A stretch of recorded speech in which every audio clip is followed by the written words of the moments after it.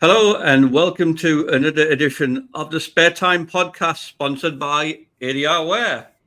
With me, Nigel Marston, and him, Ben Marston, with the out of shape stretch top. No, this is a bowling top. It's very high quality. It's just out of shape and stretch because you keep on doing this with it. Oh, Right. So this week we have another special guest from across the pond over in the US. It's another PBA bowler.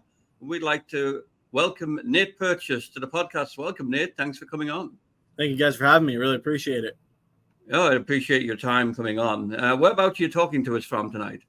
I'm talking to you from Fond du Lac, Wisconsin, but I got to give a shout out to my hometown back in Marlborough, Massachusetts. Okay. So how's the weather in Wisconsin at this time of the year?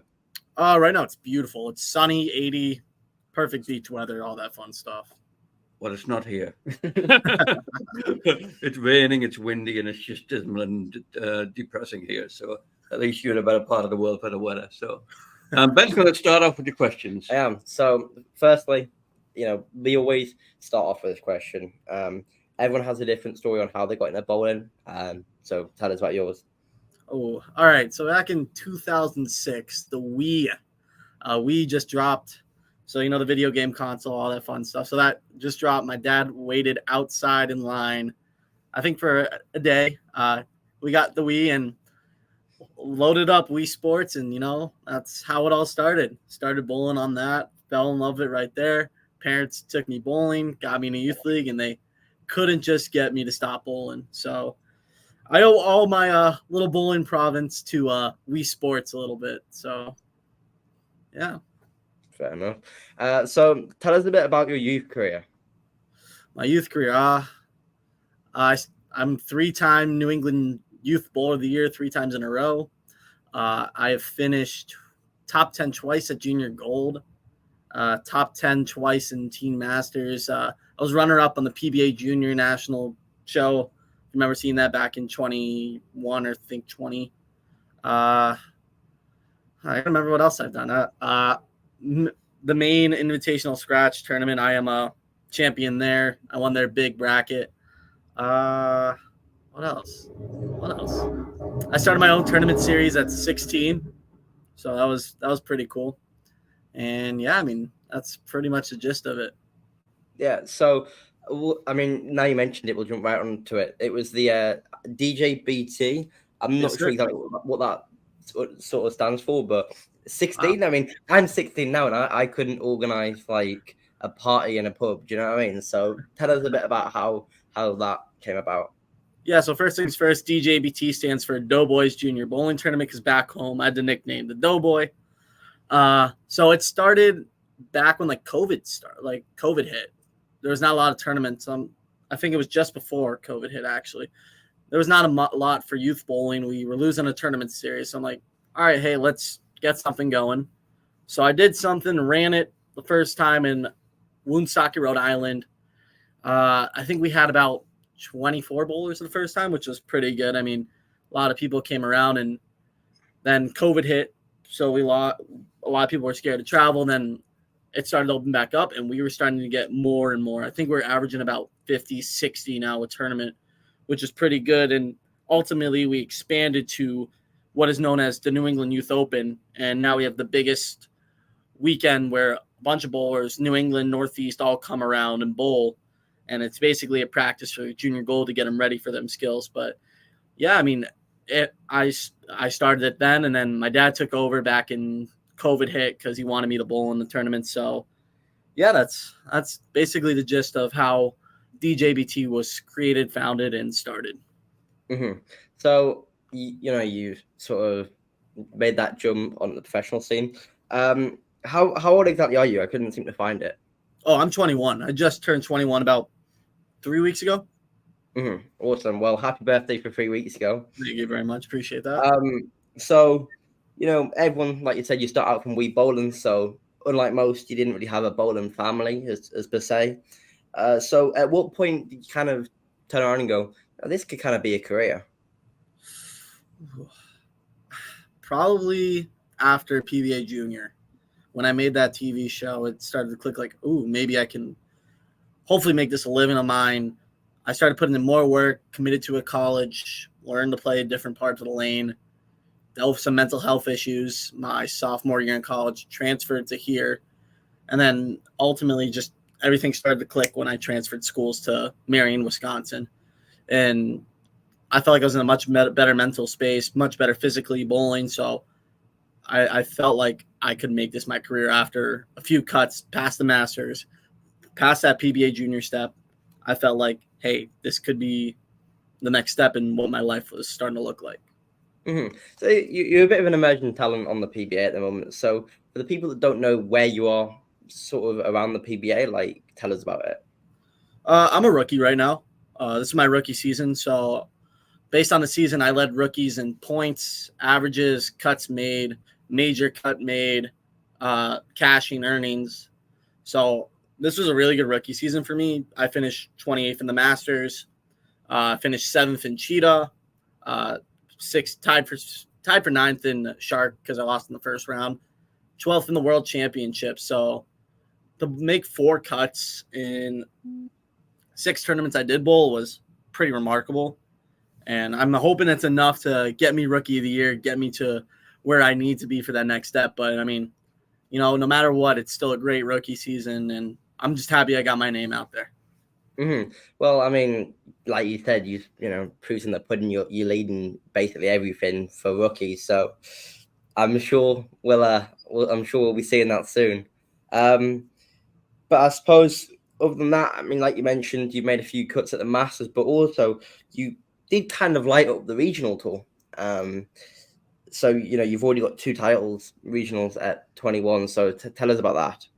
Yeah, so I bowled my rookie season last year in the regional tour. I captured my first title basically a little more than a year ago. I won, started to get a lead in the Midwest region, and I'm like, oh, I should probably stay with it. Bowled in every stop I could in the Midwest. I think I had like a 5,000-point lead over second, and the guy who finished in second was the first guy to ever win like Rookie of the Year and Player of the Year in the same year, and Brady Stearns. And when I heard my name saying Rookie and Player of the Year at the RPI dinner, where basically all the best regional bowlers come around, it was pretty cool to be the second one ever in the Midwest region to ever do so, and to be the only one that year that won Rookie and Player of the Year was pretty cool. Getting that hardware, getting the handshake from the PBA commissioner Tom Clark, as well as the regional director Toby Contreras was pretty cool. I mean, yeah, it's just right now it's just still riding that high, and I want to keep it that way. Okay. I mean, your bowling in the US is quite different to you bowling in the UK. When Ben bowled in Vegas a couple of years ago, and we kept in contact with some of the people that we've met there. And, I've seen some of the list of tournaments. Now, the youth tournaments in the UK, there's not that many of them.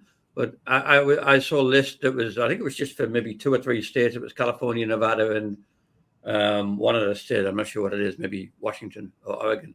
And the list of tournaments was like massive. It was more tournaments just for those 3 states than it was for the entire year for the UK. So, obviously the US is such a big place. With you bowling here, we do a tour and it's right across the country, and you see the same people in the same tournaments all across the country. But how does that differ in the US with it being such a big place? Is the youth bowling scene much more sort of localized to a particular state? It's more localized by a region. So where I'm from the New England.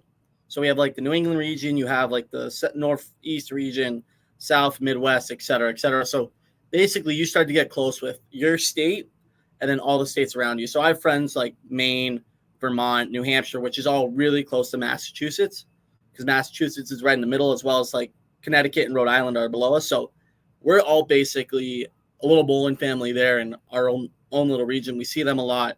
We get really close. We build friendships. And then at the end of that, like there's one big tournament that we have in the summer for youth bowling, at least called Junior Gold or Team Masters. A lot of bowlers from around the nation, as well as Canada, sometimes travel to these tournaments. And that's where you meet people from all around the country. So it's basically a little more regionalized than we have like 1 or 2 tournaments where the whole nation gets together and bowls in a certain tournament. So if you're bowling on a regional basis and you want to go further afield, then is the next step a junior gold? Yeah, basically you start out in like your youth flow regionals, do well, bowl well, qualify for junior gold. You bowl in junior gold, see how you do there, and ultimately it's basically it's like basically the Masters for youth bowling. It's the start. It's like, hey, let me get my feet wet in the national stage, see how I do. Colleges come look at you. They come see like, hey, we feel like you'd be a good fit for our program, blah, blah, blah, blah. Talk to them. And it's basically the start of everything for youth bowling is regional, national, then working your way up to the PBA stuff. Okay, so let's talk a little bit about junior gold. I mean, there's a lot of people watch this podcast from the UK that maybe heard about the junior gold, but don't really know what it is or how it works. How do you get into junior gold, and what's the format of that tournament? So certain tournaments from all around the country have like a qualifier. They do like 1 and 4 in every division. So say you're under 15, you're bowling in that U15 boys or girls, whatever you identify as, you're bowling in that division. If you're 1 and 4, you qualify for junior gold, which you are bowling 4 days across 4 different patterns, 5 balls maximum, and you do not know what the pattern is. You get, I believe, an hour at every place before. You bowl a practice session, then your competition starts that Monday. So you bowl Monday, Tuesday, Wednesday, Thursday. If you bowl well enough, you make the advancers round. Bowl well enough again, you make final advancers. Bowl well enough one more time, you're in the match play, which is 16 2-game total pinfall. And then what they're starting to do now is they're starting to do TV shows for the top 3. So they do like a little step ladder, 2 plays 3. Winner of that plays 1. Winner of that is a national champion. Okay, so I mean, it's to win a junior gold is a pretty big deal. It's it is the top end of youth bowling, isn't it? Correct, especially for the U.S. Does it happen in the same center every year, or do they move it around the U.S.? They move it all around, actually. So I believe last year was in Indy. I have no clue where this year is, but I know the next year they're coming to Wisconsin. So a lot of Wisconsin guys are pretty excited for that. But usually they fluctuate between like 5 or 6 different cities, so you're always traveling to a different one. So what's the age range that you might find in junior gold? Because here in the UK, youth generally goes up to about 21. See, it's 21, but like the issue in England is because so many people don't continue once like they have to fund it themselves because there's not really any money to be made if you stay in England. Like 99% of the competitions will have like an under 22 age group, which is like 18 to 22, and they'll have like 4 people in the division. Like for us, you can go up to 21 and still bowl youth, but once you get to about 18, most people just drop off. So what they're starting to do now is they have like U22, U18, U15, and U12. So they break it off into that. U22 is their own little special thing. That's for more amateurs trying to see like, hey, how do I feel against like certain people like Justin Bone, Brandon Bone, those kind of guys. U18, that's basically the cream of the crop. Those are the best youth bowlers that are prospects. College coaches are watching them, trying to figure out, hey, can I get this kid? Those kids are trying to figure out like, hey, is college the best next step for me? Working in a trade or maybe trying my hands on the tour. And then U15, U12 are just kids trying to better understand bowling, but there's still some really high-class bowlers down in those age groups. So at the junior gold, it's you got people there basically scouting for different colleges? Yes, sir. So, I mean, we don't have that because the bowling in a college, university or whatever just isn't a thing here in the UK. So how does that work? I mean, for me, I had a different kind of recruiting process. I had multiple coaches reach out to me, and then I toured a few schools. So coaches came up to me at junior gold being like, hey, we want you to come visit, blah, blah, blah. We go and visit, see if it's a good fit, go to visit other schools. And then you're basically in the back of your head, you have like their top 3 schools. Coaches will come up to you at junior gold. They'll email you. They'll keep on contact with you. And then you basically keep on kind of working your way there. And then once you fully commit, you're on that one college, focused on that college. Yeah, I mean, for the UK, that's sort of a strange concept because here you want to go to what we call a university. There's a lot of competition to get into certain universities, but in the US, you've got bowling coaches actually going to the junior gold, encouraging people to try and join their college. Why do you think that is so much different? Why are they trying to encourage bowlers to join, whereas normally in the UK it's the opposite way around? The students are trying to get the college to take them. I mean, either you go to a college or university here, but I think a lot of coaches understand, like, hey, bowling's starting to become bigger. I mean, if you looked at the last Fox thing, it's starting to become bigger and bigger, and especially on the women's side, because they're considered NCAA, which is our big collegiate national athletic association. So women have a better chance of getting more scholarship money, while guys, unfortunately, are more club and kind of less treated college or university sport. So what's the why has women got that difference to the guys? I believe it's because of Title IX, which is like women and men's sports can't be really equal. I don't really read much into it, but I just bowl. If I'm being honest with you, at the end of the day. Yeah, it's something. I might be wrong about this, but I think it's something to do with trying to sort of level up the female involvement in the sport. It's almost like a positive discrimination type of thing to get more women into the sport. Yeah, and I think you're exactly right with that one. Because I know at the university I'm at Marion University in Wisconsin, women is considered a sport while the guys' team is considered a club. Yeah. So, and in the US, another difference you have there to what we have in the UK is that when you win, you don't actually you can't actually receive cash, can you? Not until you are past the age of 18. Or you can take it younger, but you lose your youth status. So what most kids do is they bowl until they're 18. They collect what we call smart money, which is scholarship. And they ultimately decide, it's like, hey, do I want to start taking cash? Or you could still collect smart money past 18. Women have to collect smart money, especially if they're bowling NCAA, because they can only get a certain amount. But yeah, that's basically you can start collecting cash after 18, but you can also start collecting it earlier if you want to sacrifice your youth status. That's pretty interesting, isn't it? Because I know England and Europe, we have nothing like that. So any money on the youth tour in England, the most you're making is maybe £100-200 if you're lucky. So maybe $200. But I know once you go European, you can make a few hundred to a few grand, and it's all just cash. Yeah. But the thing is, if you are at a young age and you're starting to collect money, you cannot bowl in youth tournaments anymore. So if they have a specific, hey, we're under 21, but we can only give you guys smart money, you cannot bowl in those tournaments because of USBC or however the USBC works, which is a little different. I'm not a big fan of it, but I digress.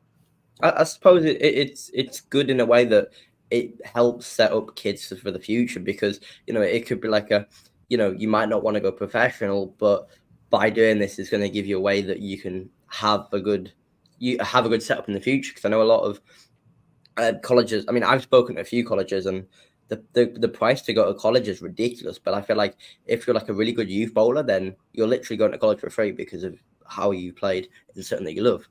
Exactly. That you nailed it right on the head with that one. Mm-hmm. It seems like with the cost that we've looked at for colleges, I don't know. I mean, you're looking at I can't remember what it was, $30,000-$50,000 a year or something like that. I mean, what typically in the US for bowling or not bowling, how much of those annual fees are covered by scholarships and funding, and how much does the kids' parents have to put in the hands in the pocket to cover? It really depends on your grades. So US is basically a lot of grade dependence. 4.0 to a certain range is you're paying it depends on the college. Some of them will give you a full ride. Some will give you a whole chunk of money. While once you work your way down grades, they're not going to give you as much unless you're unless you're doing athletics or something. Sometimes they're going to give you more money to trying to say, hey, I want you on this bowling team. I want you on the hockey team, whatever. They're going to do what they can to try and get you to come to the school. But ultimately, it's based on your grades more than anything else. Yeah. So I mean, you've gone through college bowling, and you're now on the PBA. How did you find moving from collegiate bowling into the PBA? What differences do you find? I mean, obviously, collegiate bowling is very team based, but PBA isn't as such. PBA is really different in college bowling. It's a lot more fast paced. You're not waiting around for 9 other guys to throw a shot before you. You're waiting for 3 to 2 different guys before throwing a shot. So I personally like the faster pace. I like the little more speedy, try and stay in like a little rhythm. Also with PBA, you're only allowed a certain you have to use a certain ball past a certain date. While in college, you could still throw whatever ball you want. So it's a little different on the PBA tour compared to college. But I mean, the PBA tour is ultimately you're going against the cream of the crop. You're bowling against the best bowlers around the world, guys from England, Spain, whatever country comes to float. While in the college, you're maybe getting some of the best bowlers you get like guys from New Zealand, England, but you don't see them every time like you do in the PBA. So talk me through your experience of first joining the PBA. What was the tournament and how do you work your way through a PBA? So basically, I think my first PBA regional was when I was 16 or 17. We have a practice session the night before qualifying. Qualifying is usually 8 or 7 games, whatever the tournament director is feeling that day. They'll announce it before on the PBA website. And then depending on the tournament, some of them, they'll give out a certain amount of spots. Some of them is like 1 and 3. So if they're doing 1 and 3, that's basically if you make it to the next day, you're cashing. Well, say you have 54 bowlers and they're taking the top 8. I believe the top 28, 27 would cash. I don't know. I have to do the math. I didn't do the math correct. But whatever that 1 and 3 is would cash. So it really is tournament-based more than anything else. And every regional manager is a little different with their formats and how they want to run the tournaments. So what was the first PBA tournament you entered? I think it was 2020 or 2021, Buffalo, New York, Greater Buffalo Open. That was my first one. It was a 6-hour ride from home up there. And it was a totally different experience than what I knew bowling U stuff.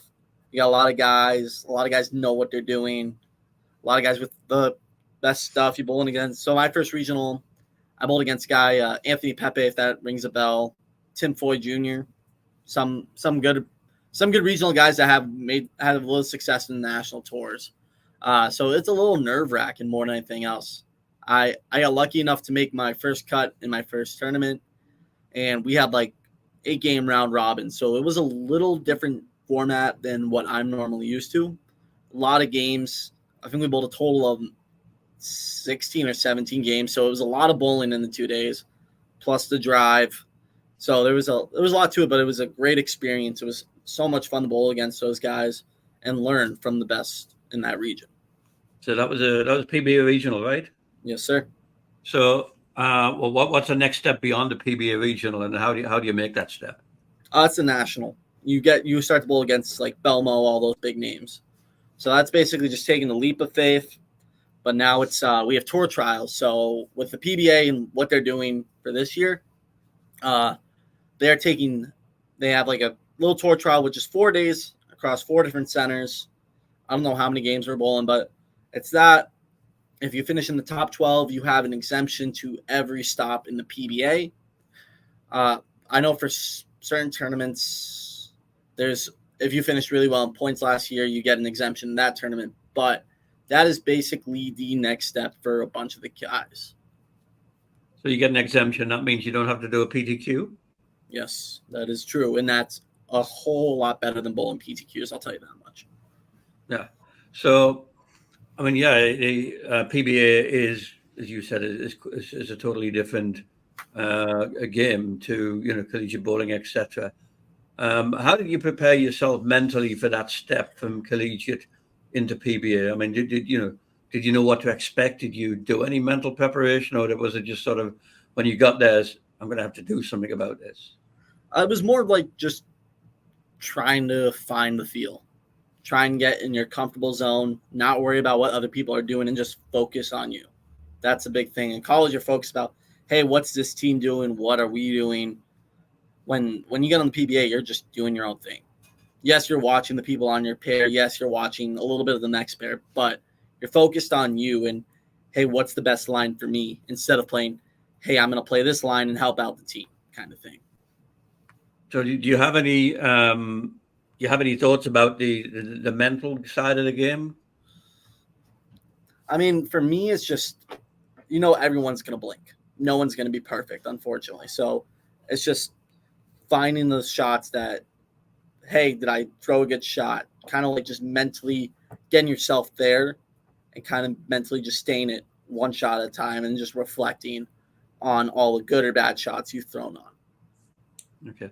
Just taking it right back to where we started when we started on a podcast. You said you got into bowling because of a Wii. I mean, we hear about F1 drivers practicing on PlayStations and things like that, and they say that that it is almost as good as doing the real thing. I mean, I know Wii's not maybe a serious bowling game, but do you think what you learned on the Wii actually helped you at all in the bowling, or did you just start bowling like everybody else, just missing everything and guttering the ball all the time?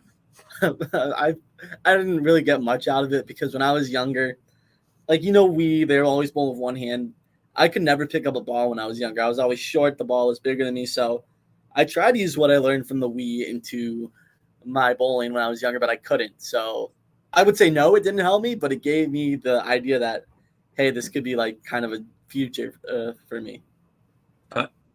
I'm not sure you've actually seen what Wii bowling is, to be fair. Well, I've seen it briefly, but yeah, I was going to say. But you never know. There might be some advantage. Well, you can be a lot more accurate on Wii bowling. Can't miss 10 boards left.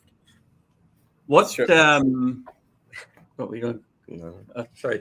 Yeah, I forgot what question I'm going to ask now. You've knocked me off the set. I was talking about Wii and I can't remember. So you can ask the next question. Right. So we'll throw it back to the DJ BT. So, like you said, you started at 16, but it's not normal. It's not like a sort of your normal career progression for bowling. So, where did the idea for this start? And I mean, when I was younger, I'd always run like little bowling tournaments in my basement. I think I used like an Excel spreadsheet on a laptop when I was 8 years old. Did like a random number generator with different letters in the alphabet, different numbers. So I did like a little kind of competition with Wii Sports and myself, and I've always wanted to run a tournament, so it was like always in the back of my head, like, hey, I want to run this, I want to do this. So at age 16, I made it happen. I talked to an alley. I had a little bit of help from my dad and one of my good friends back home. His mom helped me out a little bit, so we started out there. Like I said, we got 24 guys. We were able to pay out, I think, 8, so it was pretty good. And it just started to click from there. We always had like little tournament updates. We'd always do little tournament discussions, see what people like, see what people didn't like. And ultimately, no matter what you're doing, everything is going to change. So we've had a few changes nowadays, and now everyone seems to like it. Actually, this weekend, my dad's running this. Have you guys ever heard of Bayside Bowl? Yeah. So we have a tournament once a year where we go up to Bayside Bowl. 64 people are eligible to bowl, and the top 16 make the cash. So it's like a once in a year thing, such as every other tournament. But now that we're starting to do points, we're starting to give out more scholarship. It's starting to evolve, and I love to see it. I love to see all the new faces, all the new kids bowl. Even if I'm not there, I'm watching. I'm trying to do as much as I can while I'm away. So it's still pretty cool to see my like little baby grow and all that fun stuff. Mm-hmm. So, sort of, obviously, we were speaking about scholarships earlier, and you mentioned that your competitions pay out on scholarship. Now, I'm kind of curious about how it works because it's not like specific to one college. Like, what's the system in setting up being able to, pay out scholarship? So basically, like I said, with youth bowling, you're able to get a SMART account. That's what we use to use our scholarship and what holds it from now. So say this actually happened to me. So I went to one college for 2 years. I was able to use some of my smart money there. And then once I transferred, I was able to use some of my other smart money here. So depending on where you go for school, your smart money is going to travel with you. So say you go school A, school B, school C, and you still have money left over, it's going to travel from A to B to C, if that makes sense. Mm-hmm. So, but like, obviously you creating your own tournament, like, is what's the process in actually being able to offer that money? Like, is that like a direct payment of, say, if it's $5,000 scholarship, do you have to pay that into the scholarship fund, or how does that work? So ultimately, it's just transferring from your bank account to the smart account. So we take the cash, we put it into a bank account, we put that bank account money into the smart account money. So now the kids have that access to that 5,000 or whatever they need from that tournament to use towards their future college endeavors. Mm-hmm. Right. Okay. I think I understand it now. It's a little confusing. I understand, man. Yeah, you say, but the money's like way better than. I mean, do you know what I mean? Like, if you're winning, say, if you start bowling at like 8 years old or something, by the time you get to 18, you've been bowling 10 years. If you're half decent, like, that's your entire education paid for, which is great. It's pretty good down here. Mm-hmm. So, what age were you when you started bowling on the Wii? I started Wii bowling when I was 3, and then my parents put me in a league when I was 6 years old. Oh, so you started pretty early then. So are you a one-handed or two-handed bowler? Two-handed my whole life. I never watched the pros. I never seen like Osku or Belmo throw. So I did my own little two-handed technique. Mm-hmm. When you say your own technique, how does that differ from other two-handed techniques? I use my thumb. I used to use my thumb as a two-hander. A lot of two-handers, like you see, like Osku on the first TV show back in 2004. He wouldn't use a thumb. He'd hold it to his side. I had my thumb in and the ball rested on my chest, kind of like Chris Barnes would when he started his approach. So I try to idolize my two-handed game a little bit off Chris Barnes, who was my idol growing up. Okay, so that's unusual to get a two-handed bowler with his thumb in, because one of the reasons some bowlers actually go for the two-handed start is that it gets rid of any problems they got with a thumb. Yeah, I always felt outcasted when I used like two-handed. I had a lot of coaches try to change me. They wanted me to do this, wanted me to do that. I had one coach stick with me the whole time, and I'm going to give him a little shout out, in Gerard Richardson. He was the one that basically said, hey, let's make this two-handed thing work, because two-handed when I first started was relatively new. Not a lot of people knew about it. So he worked a lot with me. We made it work. So I owe a lot to him and keeping me in two-handed, because, like I said, I felt like an outcast. I felt like I didn't belong being a two-handed bowler. Mm-hmm. So I've literally just watched the video there. Do you still have your thumb in, or have you taken it out now? Nah, I took it out when I was 14. Right. Okay. What was the full process behind that? One of the pro shop guys saw me bowl with the thumb, said, hey, let's try this. So he's like, take out the thumb, and ultimately just started rolling better from there.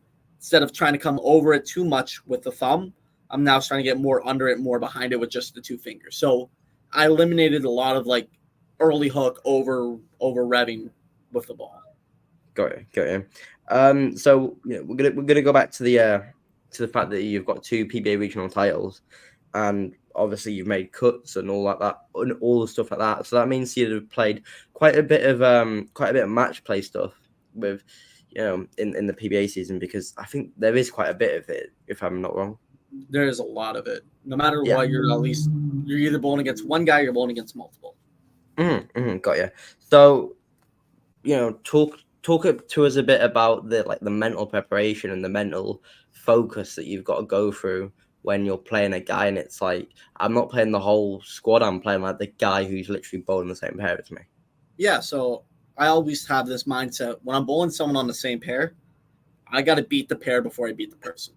If I have the best look on the pair where I'm around the pocket 99% of the time, I'm going to win 99% of the time. While that guy, say I'm bowling against bowler B, he has a better look than me, I'm a little lost, he's going to win 99% of the time. So it's about beating the pair more than actually beating the opponent. Because, yeah, everyone's going to get a lucky break and ultimately sometimes you're going to have the best look and still going to lose. But if you beat the pair, like I said, 99% of the time, you're going to win. So you've been bowling for 15 years. What age were you when you got your first coach? First coach, probably 7 or 6 when I started bowling my youth league. Yeah. So was that like a coach for the well, we call them YBCs, Youth Bowling Club? So we have different youth leagues all around the country. It's different youth leagues. So it's just one of the volunteer coaches that was there. Usually they have a kid bowling in it, but he was there. He helped me. So that's how I got my first coach. And then, yeah. Then how old were you when you got your first individual coach rather than like the coach for the whole league? I think I started working with him when I was 14 or 16.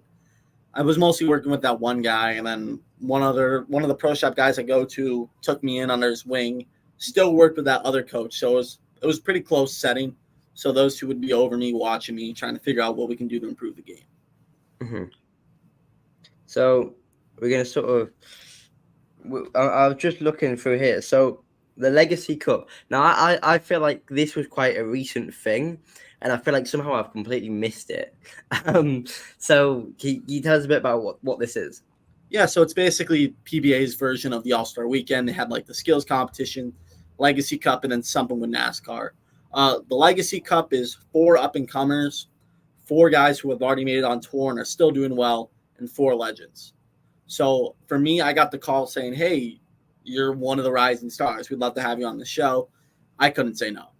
So I got that call. It was pretty cool. We flew out to Phoenix, and my team was me, Pete Weber, and EJ Tackett. So it was a pretty cool team, a lot of talent, a lot of personality on that team. So it was basically a dream come true. You're bowling against we bowled against Walter Ray, Williams Jr., Kyle Troop, and Cortez Shank. That was our first match. And just watching Walter throw a 1960 Black Diamond down the lane, making 2 washouts, having a front row seat it was just speechless. And having Pete Weber just with his personality, it was like I said, a dream come true. I can't thank the PBA enough for that experience. Awesome. So sort of, I mean, it's one of those. So it's kind of like the newer team aspect, and I know the PBA are doing a lot. Like they're doing a lot to try and increase exposure of the sport. Do you think things like this, and when they have I think a few weeks ago I saw. I mean, I'm terrible with American sports. I don't watch like NFL or anything, but I believe it was either a NASCAR driver or someone that played in the NFL that was doing something. And I think they rolled the first ball in the playoffs. Like, how important do you think collaborating with other sports people are? I think it is important for the PBA because I feel like us as a bowlers, no matter where you are, you're underappreciated. People don't understand how much effort, what goes into bowling, what balls do, all that fun stuff. People don't understand that. So seeing guys like from WWE, NASCAR, baseball, whatever sport, it's gives them like kind of something to think about. Me like, oh, bowling's more than just throwing a ball down the lane and knocking down pins. It's angle entry, cover stock, core. You gotta still be in physical shape. So it's I think once people understand what bowling and what it takes, it's gonna eye open them a little bit.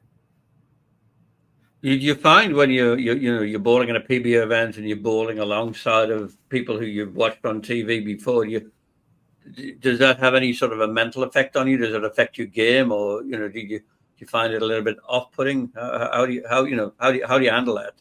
I mean, yeah, you have a little more nerves with your idol bowling right next to you, but ultimately, like I said, everyone's human. Everyone's gonna make mistakes. It's just about doing your thing. Yeah, you're bowling against your idol, but you also got there for a reason. You're bowling your own event for a reason. So I have that mindset that I'm there. I'm just as good as anyone that is bowling in that event. So it's basically just focusing on yourself more than anything else. And yeah, you have your idol to your left or your idol to your right. It's just do your own thing. Don't worry about what your idol's doing. Just focus on you. Mm-hmm. What about TV shows? I mean, how does that feel different bowling under the with the lights and the cameras around? Yeah, it's a lot harder. It's a lot hotter.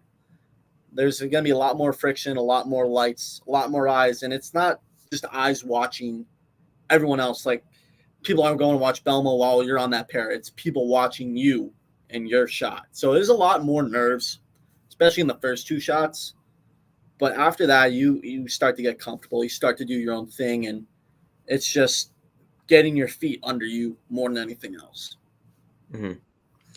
So, sort of, I was watching something like literally right before this where they were talking about like the legacy of sports people and how, sort of how they leave a lasting impression. And you are pretty unique in the fact that, you're helping, you're giving back to youth bowling with competitions as well. But you're also literally, like, as you said before, you're an emerging talent on the PBA that has the potential, to be one of the best. So my question to you would be, what legacy do you want to leave behind when your career is finished? Ultimately, I just want to leave that I gave back to the sport more than I got. I'm starting, like I said, I have a youth tournament series back home that my dad's taken over. Back in Wisconsin this summer, I'm running Wednesday night little sweepers, which is like little tournaments, 4 games kind of thing. So I ultimately want people to understand, like, I want to give back more than anything else. I want to be a big community guy. I want people to try and help out, better understand people about their knowledge of bowling, and as well as hopefully be having a really successful PBA career doing so. I just want to go back to the earlier question when we were talking about coaches. I mean, in the US, what's the availability of coaches for bowlers and individuals? Because in the UK, there's not too many of them. I would say, I don't know what you think about it, but I would say that most of the bowlers, there's more bowlers, more coaches for youth bowlers than there is for the adult bowlers. Is it that what you find? Not really. I think, and this is going to sound really bad, but I think a large majority, like, you have a lot of coaches that are like entry level coaches, and there's them in abundance. Every YBC has like 2, 3, 4 coaches that are really good to get you started in bowling and to get you to like the base level. But after that, it's like you have to pay for like a one-to-one coach if you want to develop further. Because that's exactly what we have here. You start off with entry level coaches that are volunteers. They help you out. And then if you want to take your game to the next level, you have to pay a little bit, whatever the coach feels like. And sometimes the coach is a PBA pro, or it's someone that's really high coaching level. So it's all depending more about who you feel comfortable with, who you feel comfortable talking with, more than anything else. I think the coaches will think there's a common characteristic between a lot of coaches where whenever I've spoken to a coach, it's always the idea of we just want to progress bowling. And I think that my dad mentioned before about like, do you think there's more coaches for youth bowling than adult bowling?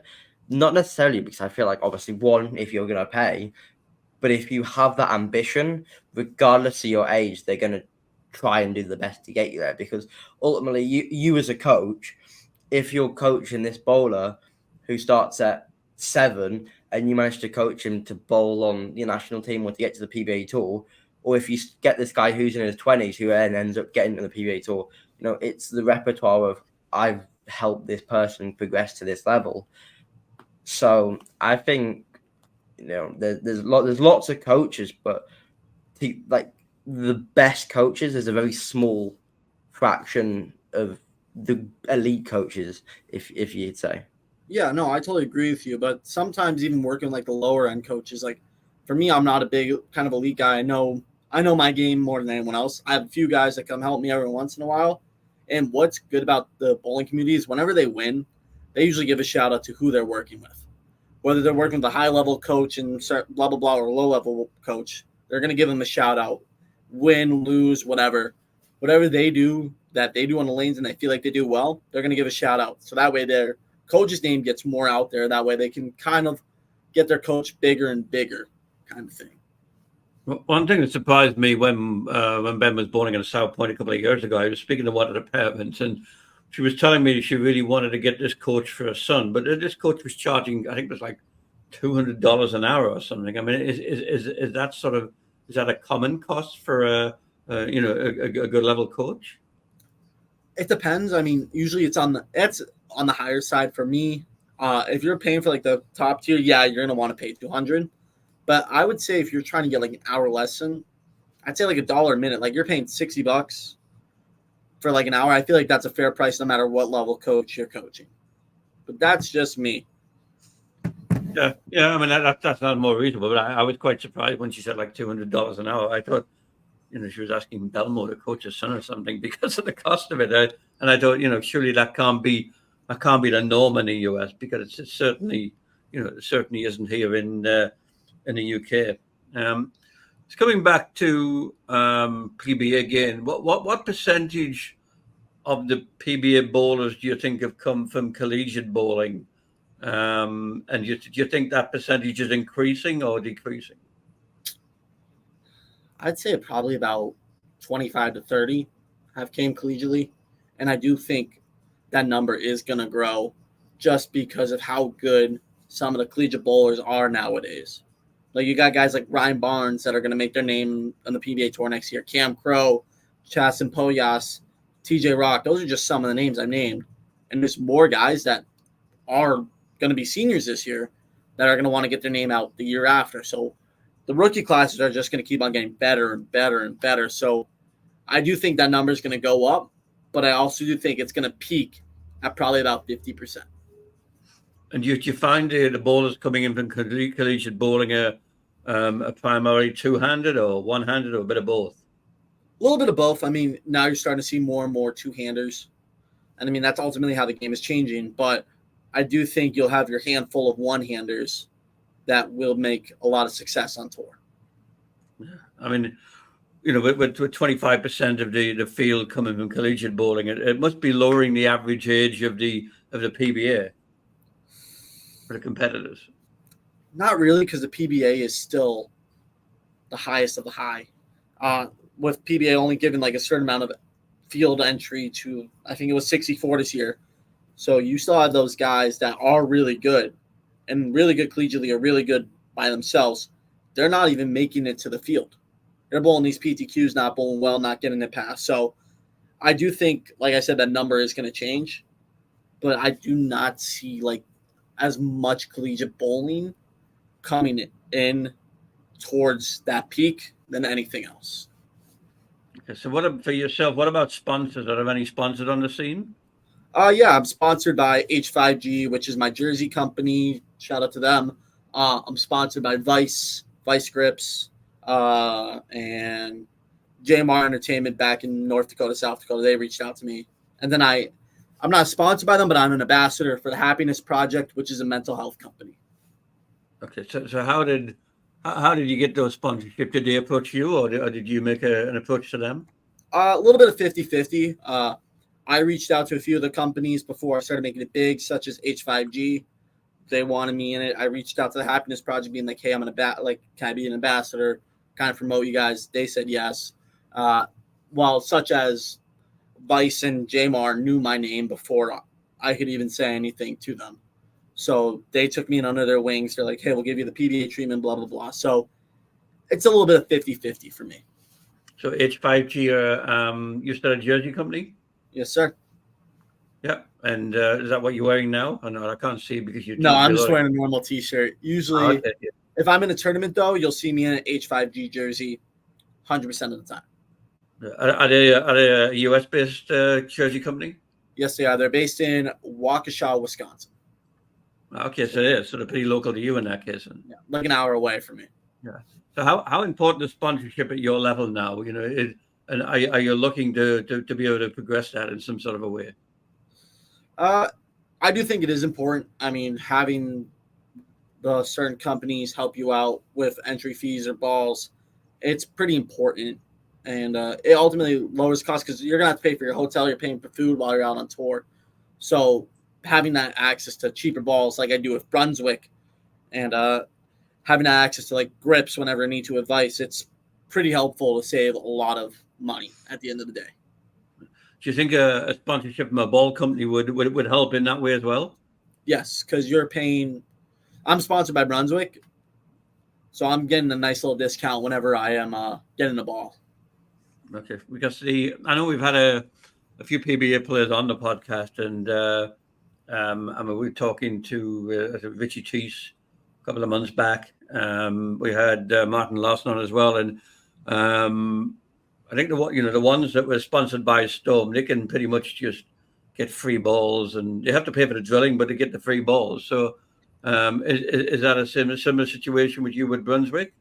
Not for me. Depending on, I did get a few balls off the truck, depending on how well I was doing in the tournament. Like for Cheetah, I got a 16-pound black hammer. For the World Championships, I was able to drill another ball off there. But usually, if I'm ordering a ball and getting it shipped here, I'm paying $80 to $100 a ball. I think I could be wrong in this, by the way, but I'm pretty sure it's like each company offers levels. So like if you're like your Belmos, your EJs, you'll get whatever you want for free, and then you kind of work your way up, kind of thing, right? Yeah. No, you nailed it right on the nose. Brunswick's got 5 different levels. I believe I'm right in the middle right now, so I'm starting to get my way up there, but I'm not fully up there yet. I mean, this truck, we keep on hearing about this truck, but we've never seen it. But it must be a pretty impressive thing, because I have this this impression of a truck driving around the US, which is completely full of bowling balls and drilling equipment, etc. And is that what it's like? Basically, we have 2 different trucks. We have one with the drillers and one basically with every ball company out there, with Storm, Rotogrip, Swag Bowling's even on there. Brunswick, whatever ball you need that is new and current will be on that truck. Okay, so do you have the 2 trucks going all around the different PBA tournaments? Is it just the 2, or is there more than that? It's just the 2 going to every national stop. So they will not come to regional stops. They're going to the Masters, US Open, all the big national stops that you will see on TV. The PBA will be with those 2 trucks. Yeah. I mean, it's a pretty good concept, because we have nothing like that in the UK, and I think that if bowling really took off in the UK the way it has done in the US, I think that would be pretty good to see something like that. So, I mean, you've got a lot of advantages over in the US that we don't have here in the UK for bowling. Yeah. So, one final question. Okay, so you're in the PBA now. What's next? Hopefully win a title in the next year. I mean, that's ultimately everyone's goal, is to win title and bowl of the year. But right now, I just want to win a title. I want to get an exemption in tour trials. So that way, if I do get a title, you get like a 5-year exemption on tour. You don't have to worry about a PTQ. You don't have to worry about tour trials. And just to say, hey, I'm a PBA national champion would be cool more than anything else. Big bragging right more than anything else. Got you. So we ask everyone this now, okay? And like you said, you watched the Tom Clark one, so I assume you'll know this was coming. Who do you nominate to come on the SpareTime podcast next? Let me think about this. I mean, my obvious answer is Rory Clark, which is Tom's son. But I do like that kid. Who else? I'm trying to think. What would be another good name? If you really want some personality, I'd say Kyle Troop. Kyle Troop's who I'm thinking for you guys. I think that would be mint to get him on. I mean, I remember I did a clinic with him when I was like 10. And it was just, he's a great guy to be about. Oh, huge personality too, which is what you need nowadays. Is that something you could help with the picks up? I can see what I can do.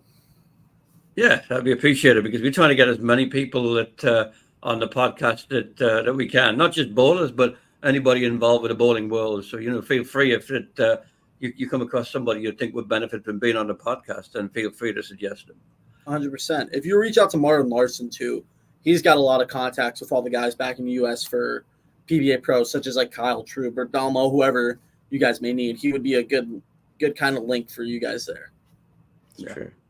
Nate, it's been great. We really appreciate you taking the time tonight to talk to us. We've been on almost an hour now. We wish you the best of luck in the PBA. We're going to be keeping our eyes on Bowl TV International that we get over here, because we don't have Fox Sport. We do see Fox Sport when it comes to the finals and that sort of thing, because it comes on the Bowl TV, but we don't. That's our only way of seeing it. But we'll certainly keep our eyes on that. We'll be looking for you in the big tournaments, and we'll be watching you for your first major title. But thanks for coming on, Nate. It's much appreciated. Thank you guys very much for having me. I really appreciate it. Yeah. So that's the end of another edition of this Spare Time podcast, sponsored by ADA Wear. I'm not going to stretch the shirt anymore because it doesn't fit properly. You can do it. Yeah. If you like what you've seen today, then click like and subscribe. We've got a few more guests lined up, a couple of interesting potential guests lined up as well. So keep on watching the Spare Time podcast. So for me, Nigel, and him, Ben, this time. He got it right this time. Last time he forgot his own name. Thanks for watching, and we'll see you next time. Awesome. Bye.